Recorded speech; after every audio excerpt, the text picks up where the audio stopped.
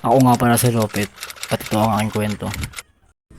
Tara mga guys, samahan nyo ako na magpa-change oil ni Red dahil lumabas na kanyang change oil indicator sa kanyang panel na nakaset ng 1,000 kilometers. Susundin natin ang user manual ng Honda.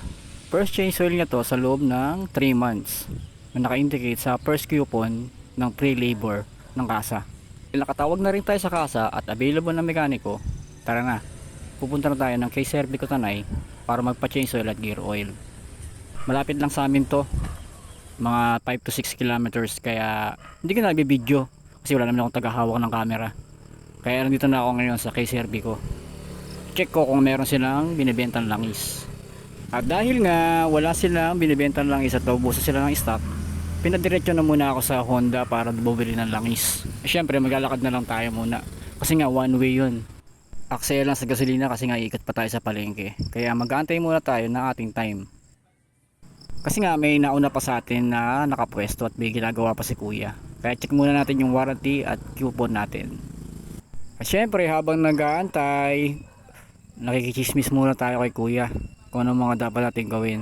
Kasi nga Yamaha user tayo, ngayon lang tayo nakapag Honda. Kung sa akin lang, kaya ko naman to mag-change oil, kaso sayang kasi yung warranty. Sa loob ng 1 year, pre-labor, bibili ka na lang ng langis. At yan na nga yung langis, medyo madumi na siya sa loob ng 1,000 kilometers. At next step yung gear oil naman. I-drain lang ni kuya, then papalitan ng bago. Honda oil full synthetic nga pala yung pinabili sa akin ni kuya. Yung tago 1 liter. Pero yung capacity ng Honda Click is 800 ml lang. Kaya may matitira pang 200. Sa pagsusunod na chase oil, pwede ko siyang dagdagan.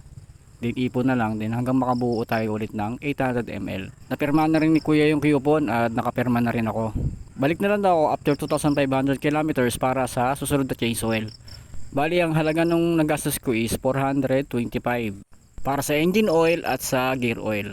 Yun lang mga guys, galing natin mag change oil kesa mag change all.